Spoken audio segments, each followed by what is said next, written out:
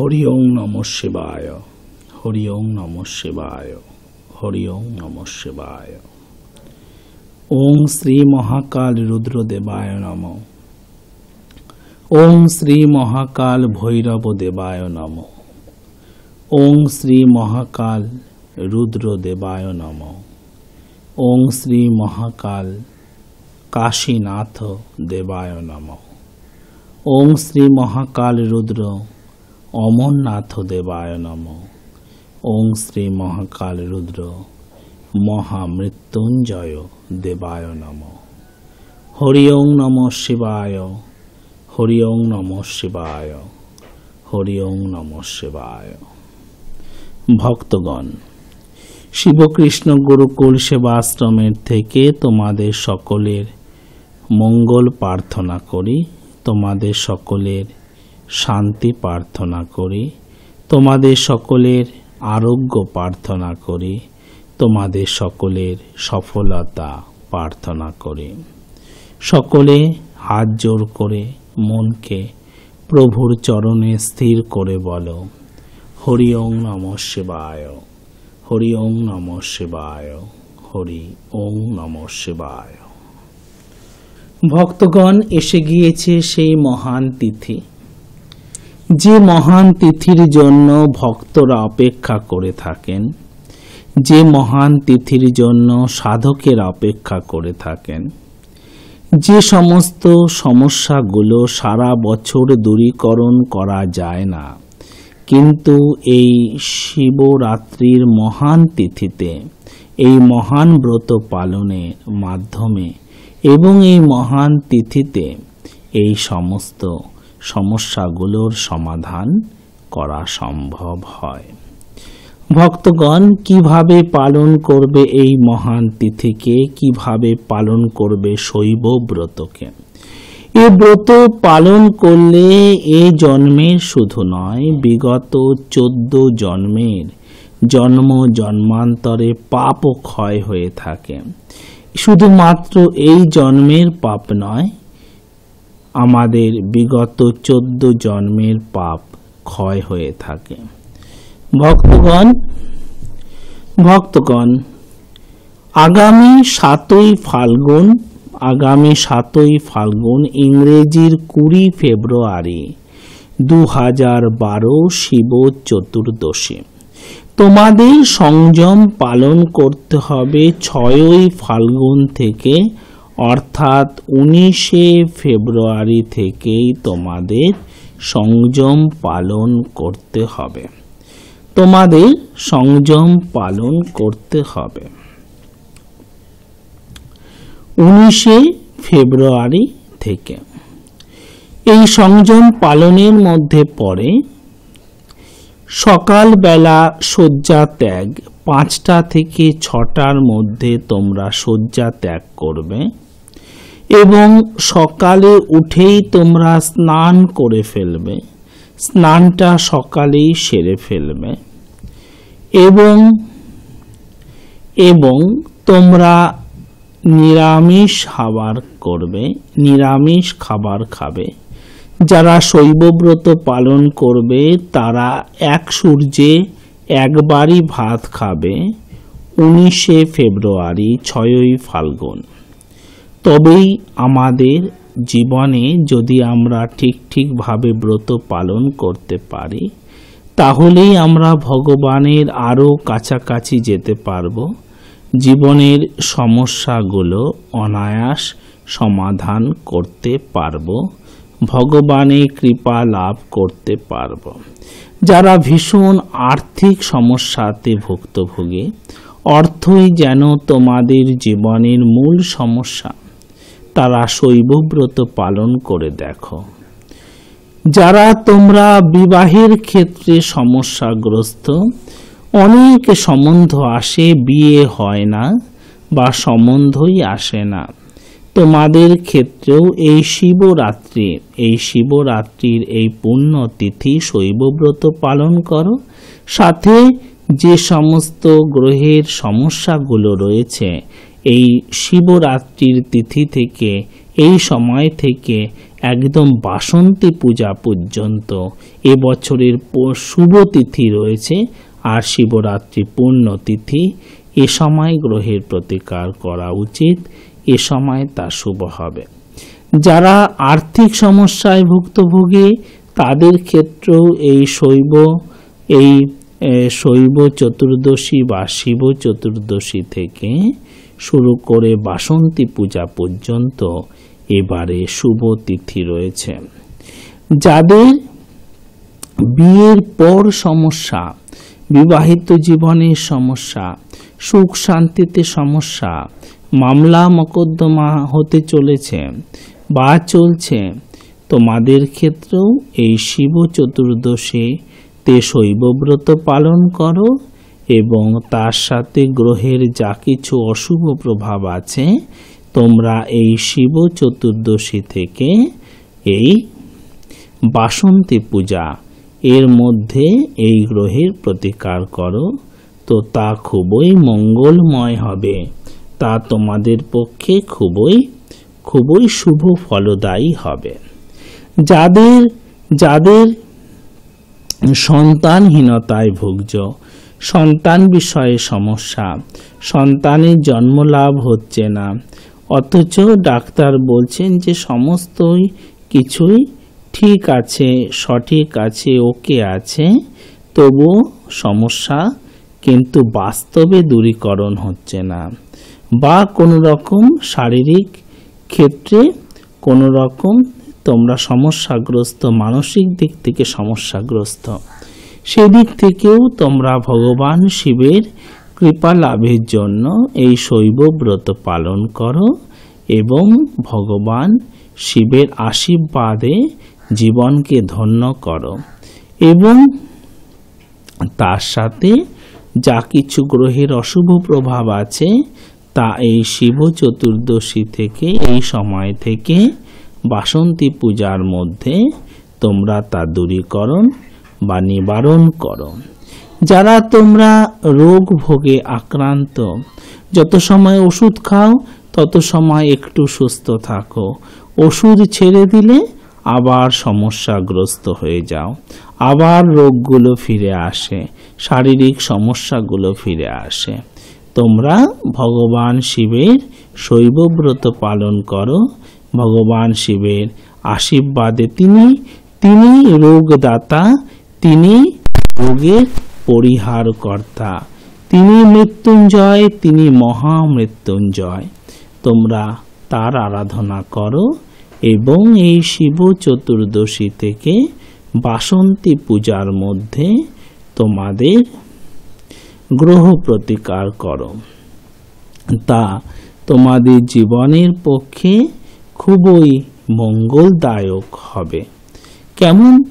যারা তোমরা বাড়ি করতে পারছো না, বাড়ির সমস্যায় জর্জরিত, অনেকবার বাড়ি করতে নিয়েছ কিন্তু কিছুতেই ফ্ল্যাট বা বাড়ি কিছুই করতে পারছো না, বা চাইছো বাড়ি হচ্ছে ফ্ল্যাট, চাইছো ফ্ল্যাট হচ্ছে বাড়ি, সে সমস্যার জন্য তোমরা শৈবব্রত পালন করো এবং এই শিব চতুর্দশী থেকে বাসন্তী পূজার মধ্যে তোমাদের গ্রহের প্রতিকার তোমাদের পক্ষে খুবই মঙ্গলদায়ক হবে।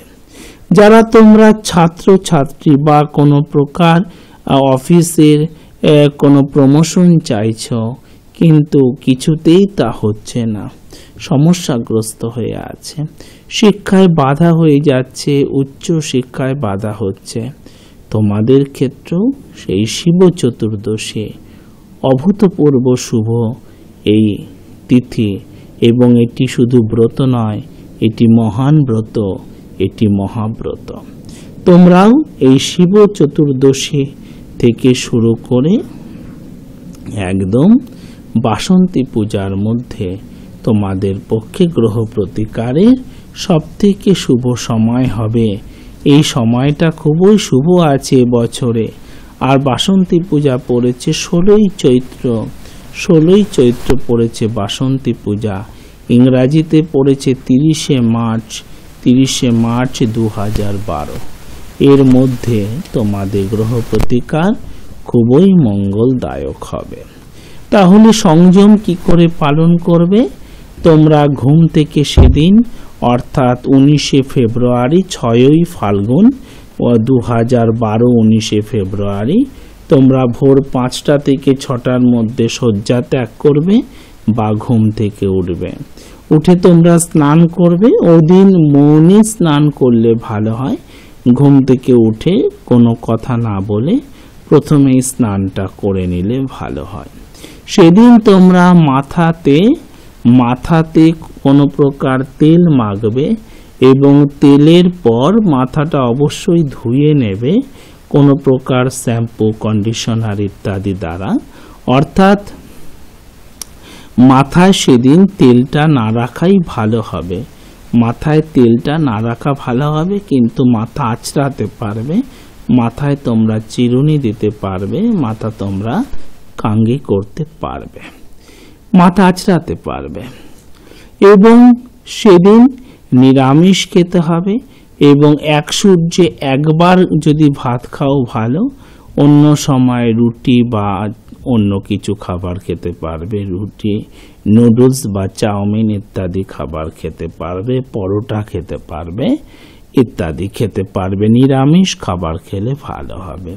কোনো প্রকার তর্ক বিতর্ক, হিংসা ইত্যাদির মধ্যে না যাওয়াটা ভালো হবে। সেদিন থেকে ভগবান প্রভুর প্রতি, ভগবান শিবের প্রতি মনকে স্থির করলে ভালো হবে। কোনো প্রকার যৌন চিন্তা, যৌন ভাবনা, যৌনতা করা উচিত হবে না। সেদিন স্বামী স্ত্রী থাকো, প্রেমিক প্রেমিকা থাকো বা যে কোনো প্রকার সম্পর্কেই কোনো প্রকার কিন্তু যৌন ভাবনা সেদিন মনে আনবে না বা যৌনতা করবে না, সামান্যতমও নয়। এবং আর কি করবে?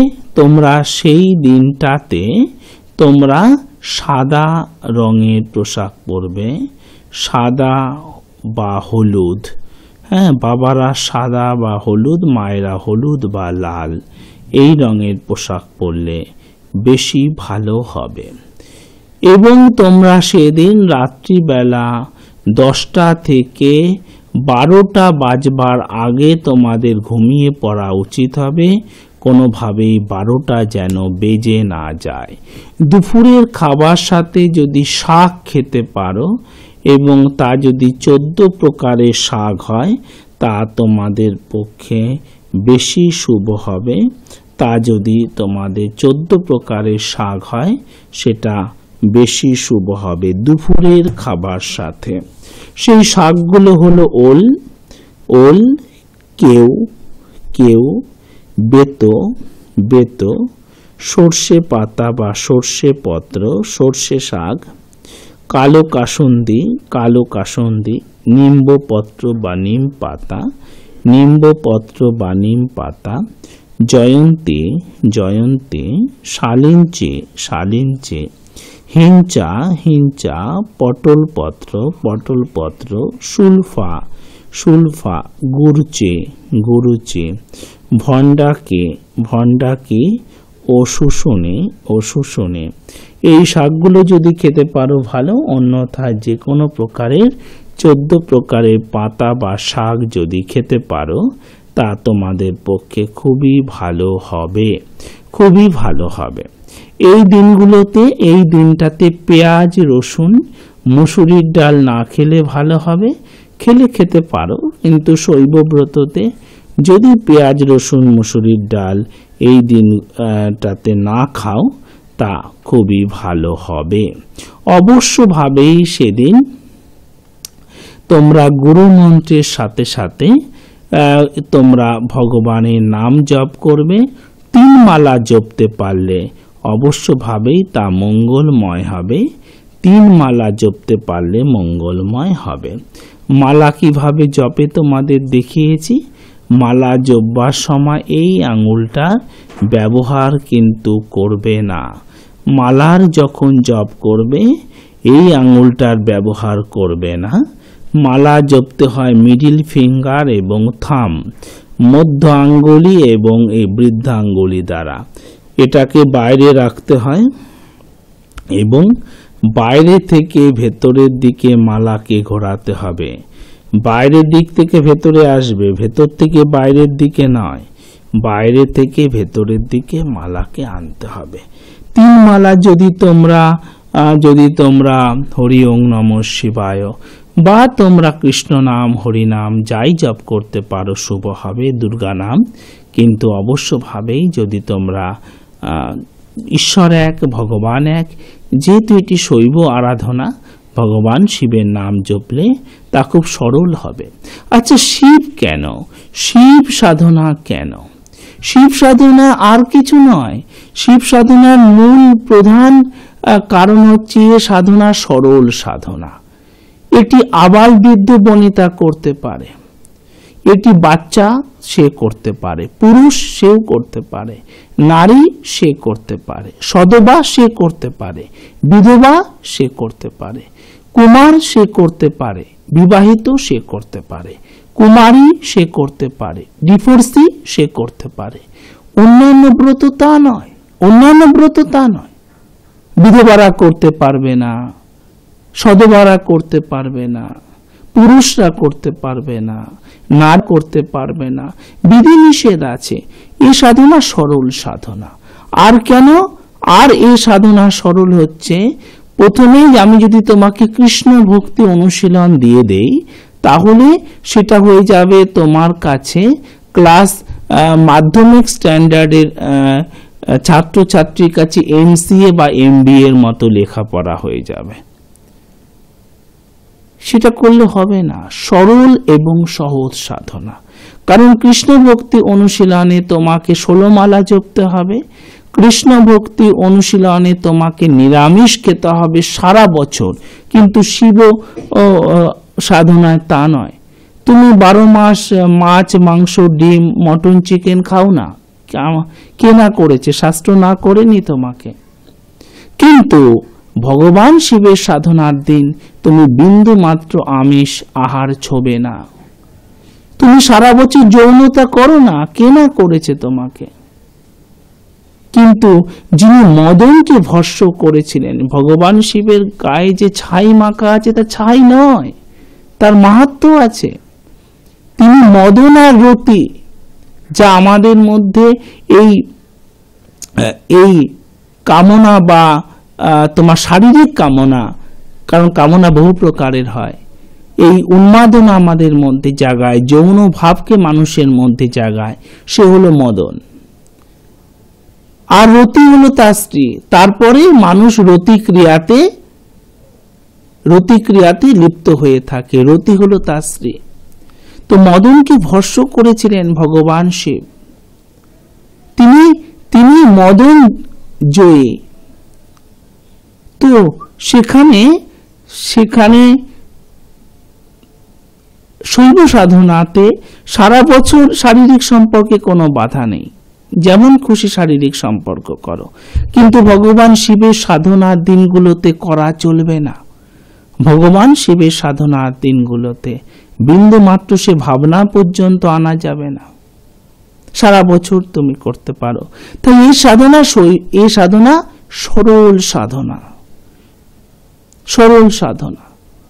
সারা বছর তুমি সব খাবার খেতে পারো, কিন্তু কৃষ্ণ ভক্তি অনুশীলনে তোমাকে অনেক নিয়ম মেনে চলতে হবে। তাই প্রথম 5 বছর তুমি শৈব সাধনা করো, প্রথম 10 বছর তুমি শৈব সাধনা করো, তারপর তুমি কৃষ্ণ সাধনা করতে পারবে। কিন্তু প্রথমেই যদি আমি তোমার উপরে কৃষ্ণ সাধনা যদি চাপিয়ে দেই বা এরকম কোনো সাধনা, তো তুমি আমার কাছে বলবে না না না না না, আমি তো এটা করিনি, আমি তো সব মেনেই চলেছি, আমি তো 16 মালা জপ করেছি। কিন্তু তুমি করনি, মালা ঘুরেছে, মালা হাতে ঘুরেছে, তোমার মন অন্য কোথাও ঘুরেছে। 16 মালা জপ করা অত মুখের কথা নয়।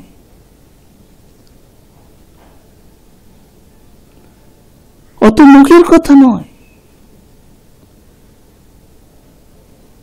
তুমি নিরামিষ খেয়েছো, কিন্তু লালচি জীব, একটু যদি ঝাল করে যদি একটু খাওয়া যেত, মাছের ঝাল, এতে সাধনা হলো না। মন চাইছে তো ওটা তুমি করে নাও। সাধনার ফলে মনটির ভাইব্রেশন, সাধনার ফলে তোমার মন ওখান থেকে সরতে শুরু করবে।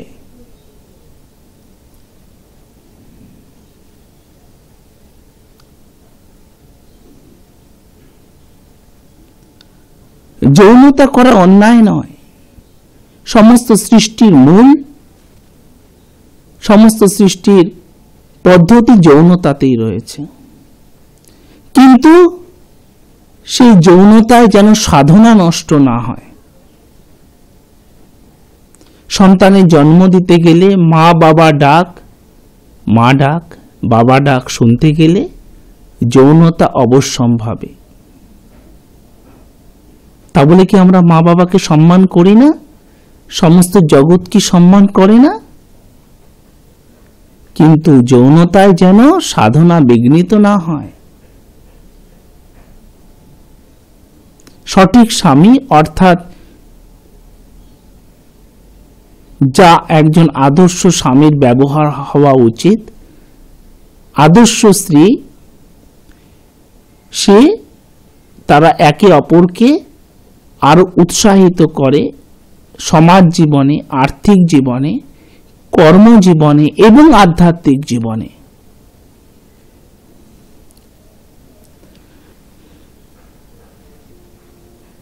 আর এই সংযমের দিন কি করবে? তোমরা 3 মালা করে জপ করবে। 3 মালা জপ করতে হবে। 3 মালা জপ করতে হবে। তবে এমন না হয় যে জপ তোমার, মালা তোমার হাতে ঘুরছে আর মন অন্য কোথাও ঘুরছে, এমন না হয়। এদিন শৈব তিলক নেবে। শৈব তিলক সাদা চন্দন, অগরু মিলিয়ে বা খড়ি মাটি, ত্রিশূল, ত্রিধার, ব্রহ্মা বিষ্ণু মহেশ্বর, ত্রিশূল ত্রিশক্তি প্রতীক, ত্রিশূল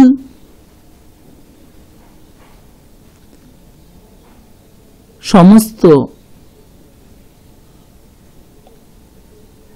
অশুভকে বিনাশ করার প্রতীক।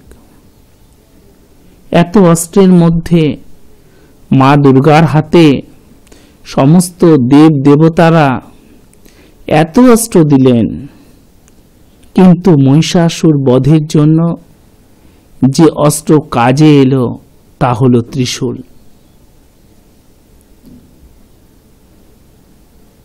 অতীত, বর্তমান, ভবিষ্যৎ, বর্তমান, ভূত, ভবিষ্যৎ সবকিছু এই মহাকাল ত্রিশূলের মধ্যে রয়েছে।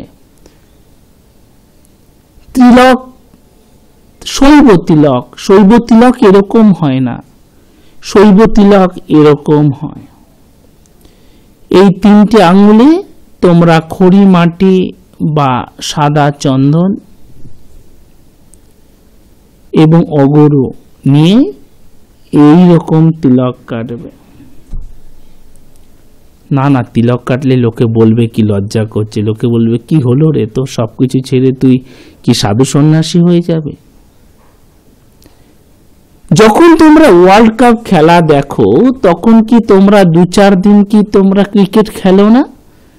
তো ক্রিকেট খেলো বলে তুমি কি রিকি পন্টিং হয়ে যাও?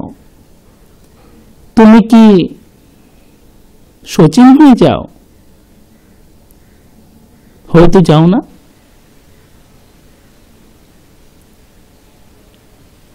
আর হলেই বা ক্ষতি কি? হলে তো ভালো।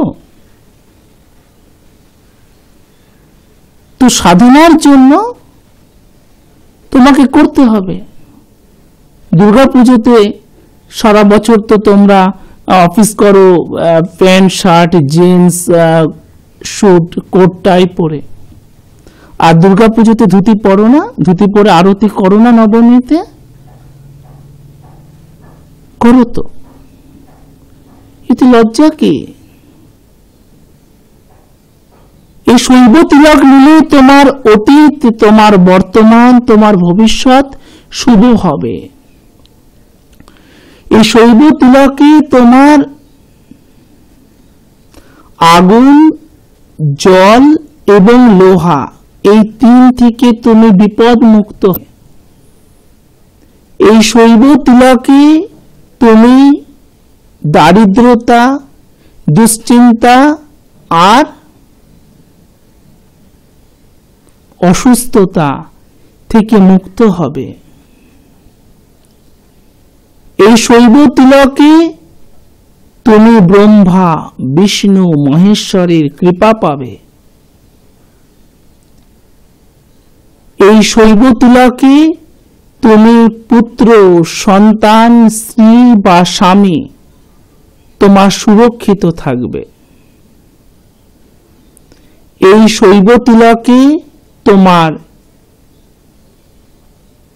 ভূ সম্পত্তি, স্বর্ণ সম্পত্তি এবং তোমার অর্থ সম্পত্তি বৃদ্ধি পাবে।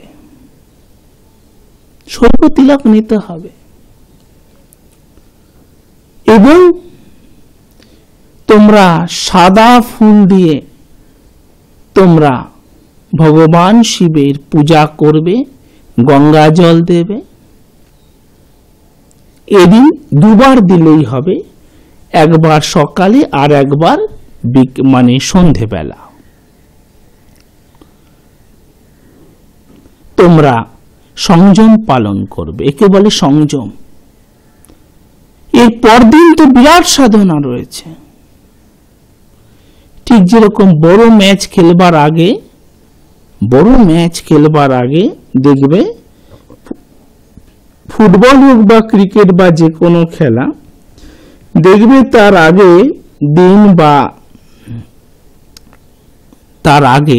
আগের দিন দেখবে যে প্লেয়াররা একটু নেট প্র্যাকটিস করে নেয়, একটু অনুশীলন করে নেয়, ঝালিয়ে নেয়। এটাও তাই। এরকম জীবন থেকে, যে জীবনে কলির প্রভাব সর্বত্র। কলির প্রভাব কেমন? কলির প্রভাব হচ্ছে নেশা। কলি একটা 4 চাকা গাড়ি, একটা 4 হুইলার ভেহিকলস হলো কলি। এলএমভি, লাইট মোটর ভেহিকলস, যার 4টে চাকা। কিন্তু এই 4টে চাকা হলেও 4টে চাকাতে কার হয়, আবার 4টে চাকাতে কিন্তু গুডস ভেহিকলসও হয়। কলি শুনতে 4 চাকা, কিন্তু 4 চাকার মধ্যে সে অনেক কিছুকে বহন করতে পারে। কলির 4টি প্রভাব, নেশা, সব রকমের নেশা হলো কলির প্রভাব। আর নেশা থেকে কি কি সমস্যা হয় তা নিশ্চয়ই আজ শিক্ষিত বা অশিক্ষিত কোনো সমাজকেই বলতে হবে না। শিক্ষিত সমাজকে তো বলতেই হবে না। সরকার কোটি কোটি টাকা খরচা করছে নেশা মুক্ত করবার জন্য সমাজকে। এনজিওরা কাজ করে চলেছে। জুয়া, সেই মহাভারতের আমল থেকে আজ অবধি জুয়ার পরিণতি খারাপই হয়েছে না? মহারাজ যুধিষ্ঠির তার ধর্মজ্ঞান পূর্ণ, তাকে পর্যন্ত তার প্রভাব ভোগ করতে হয়েছে। বনবাস এবং অজ্ঞাতবাসে কাটাতে হয়েছে। জুয়াতে সব হারতেই হবে। জুয়া হলো কলির প্রভাব। আজকেও চলছে না জুয়া? আজকে খেলার মাধ্যমে চলছে, বেটিং, সবকিছুতে। এটা কলির প্রভাব। অবৈধ যৌনতা করা কোনো ক্ষতি নেই। জবরদস্তি, জোর জবরদস্তি, ব্ল্যাকমেলিং, কলির প্রভাব। তা থেকে কি কি ক্রাইম হয় তুমি জানো? তোমরা সবাই জানো। অপরাধের দুয়ারে দস্তক দেয় এই সমস্ত কাজ। 4 আমিষ আহার, আমিষ আহার করলেই যে তুমি অপরাধী হয়ে যাবে তা নয়। তাহলে পুরো গুজরাট, পুরো ইউপি, পুরো রাজস্থানে কোনো ক্রাইম থাকতো না। সেখানে তো সবাই নিরামিষ আহার করে। সেখানে কি খুনি নেই? না সেখানে অন্যান্য ক্রাইম হয় না? সব রকমের ক্রাইমই হয়। তবে আমিষ আহার মানুষের সংযম, ধৈর্যকে কমিয়ে দিতে পারে বা কম করে দেয়, সহিষ্ণুতাকে কমিয়ে দেয়, কমিয়ে দিতে পারে। করবেই এমন কোনো কথা নেই। তবে এটাও জানো যে নিরামিষ আহার স্বাস্থ্যের পক্ষে তো ভালো। এটা তো আজ আয়ুর্বেদ, চিকিৎসা বিজ্ঞান, হোমিওপ্যাথ, অ্যালোপ্যাথ সবাই এটিকে স্বীকার করেছে। তো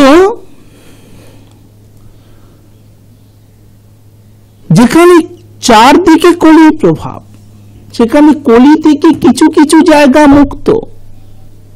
মন্দির বা ধর্মস্থান কলি থেকে মুক্ত, আশ্রম কলি থেকে মুক্ত। যেখানে হরিনাম চলে, ধর্মকথা হয়, সেই স্থান কলি থেকে মুক্ত। এসব জায়গাতে কলির প্রভাব পড়তে পারে না। যেমন জলের মধ্যে থেকেও পদ্ম পাতায় জল লাগে না। এসব স্থানগুলো কলি থেকে মুক্ত। তাই এরকম প্রভাবের মধ্যে থেকে, যেখানে হয়তো তোমার ছেলে 5 জনের সাথে মিশে 5টা বন্ধু তাকে অনেক আজে বাজে কথা বলে, ও বাড়িতে এসে বলে, জানো আমাকে এরকম বলেছে, মম আমাকে এরকম বলেছে, বা মা আমাকে এরকম বলেছে। কি বলেছে? তুই নেশা করিস না, তুই কিছু করিস না, ড্রিঙ্ক করিস না, স্মোক করিস না, তোর সাথে কি কথা বলবো, কি মেলামেশা করব? কারণ মেজর পার্সেন্ট ওই দিকে। আর কখন বুঝবে? যখন নেশা জীবনের দুঃখের কারণকে ঘনিয়ে নিয়ে আসবে, তখন বুঝবে। আর বুঝতে বুঝতে বয়সটা তখন হয়ে যাবে প্রায় 40। জীবনে অনেক কিছুই হারাতে হবে তখন। তাই এরকম অবস্থায়, যেখানে বেশিরভাগ অবস্থাটাই এরকম, সেখানে মনকে সংযত করার জন্য এই সংযম, এইভাবে দিনটাকে পালন করতে হবে।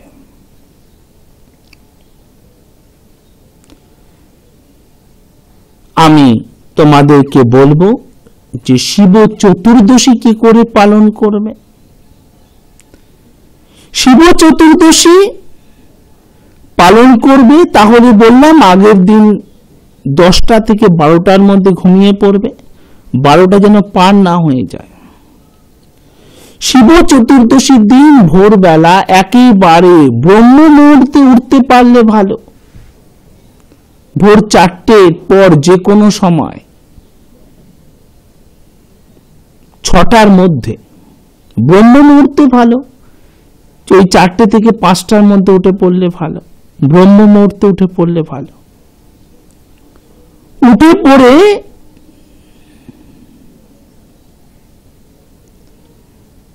সেদিনও মৌনী স্নান করবে। আর ওই যে যদি কারোর মন্ত্র থাকে, যদি কারোর বিছানাতে বসে মন্ত্র থাকে, সেটা করতে পারবে, তাহলেও সেটা মৌনী স্নানই ধরা হবে। বিছানায় বসে যদি কারোর মন্ত্র জপ করার থাকে, তো সেটা করে নিতে পারবে।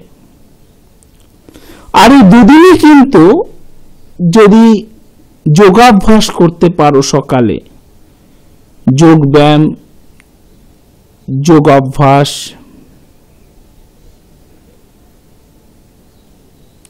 তো তা সাধনার পক্ষে খুবই মঙ্গলময় হবে।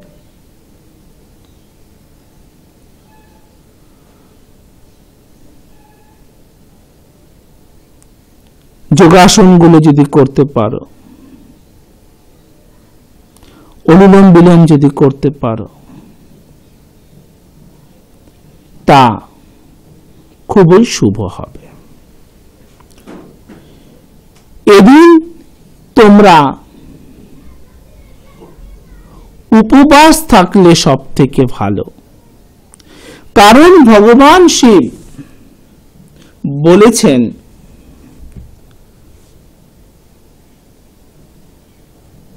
শিব বাক্যমে বলা হয়েছে, শিব বাক্যম থেকে এই স্তোত্র আমি তোমাদেরকে বলছি।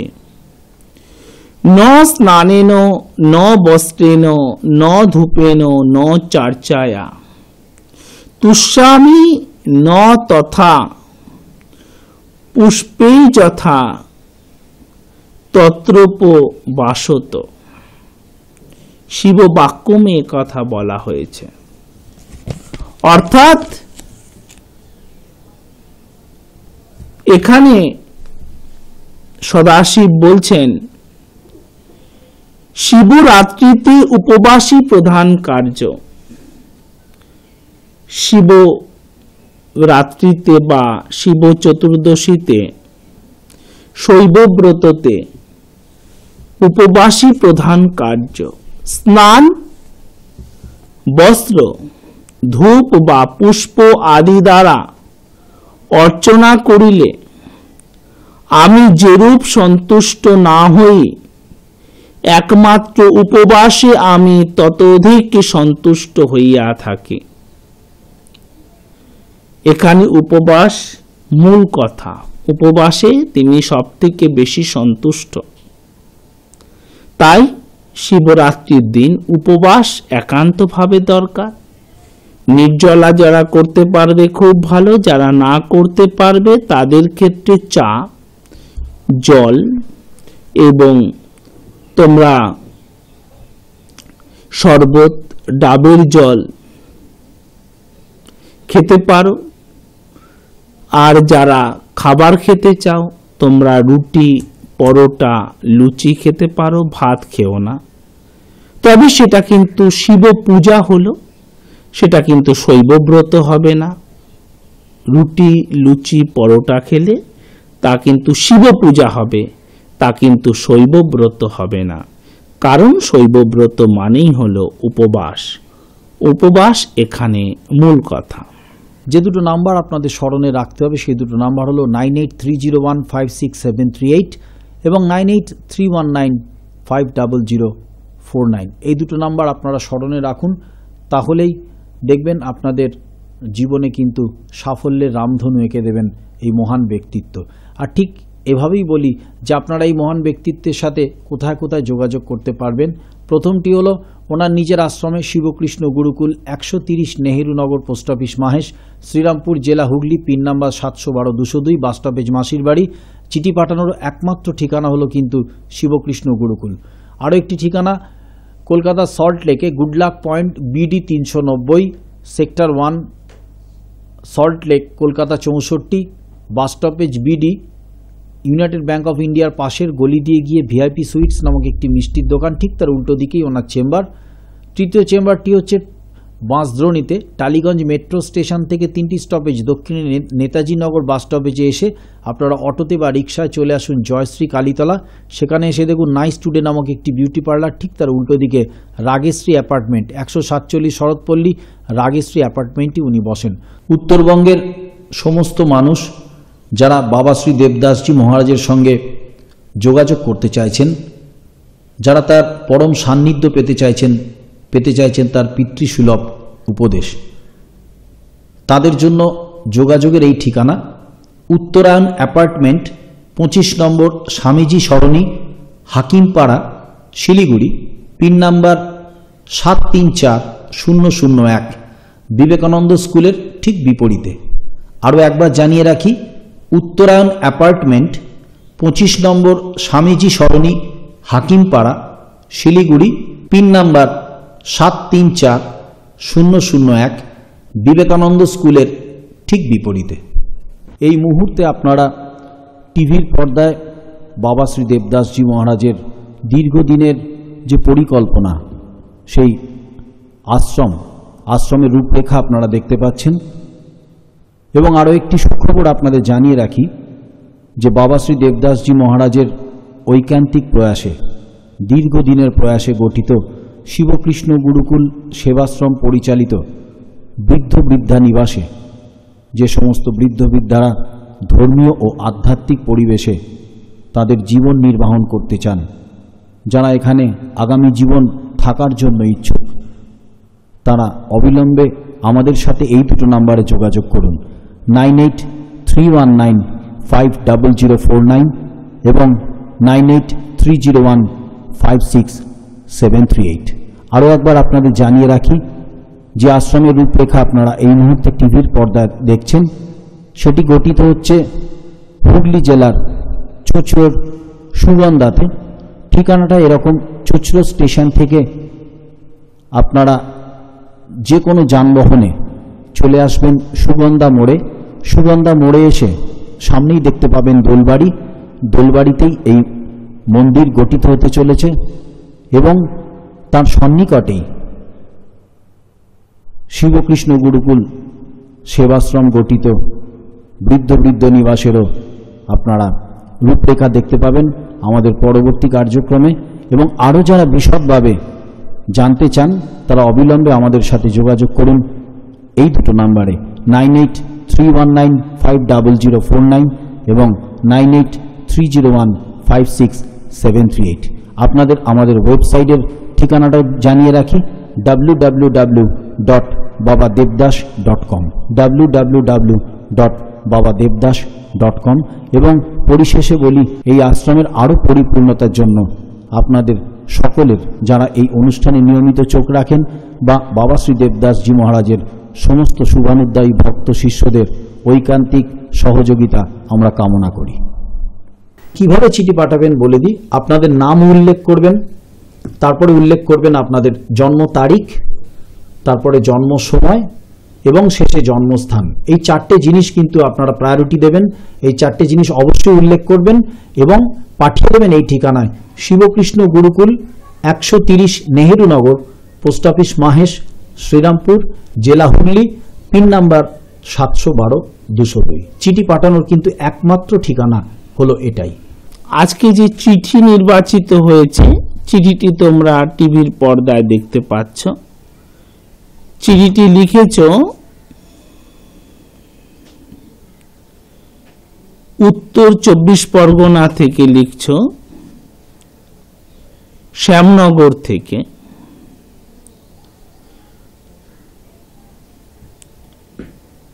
Jadu Gopal Saha, 366/2/2, Basudebpur road, post office Shyamnagar, district Uttar 24 Pargana. লিখছ শ্রদ্ধেয় বাবা দেবদাস মহাশয়,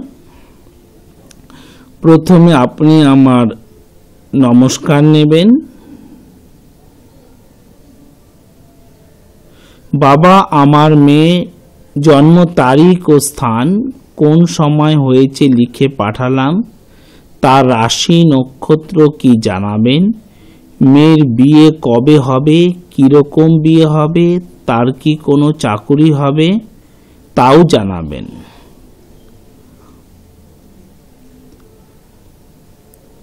আমি একজন বেকার।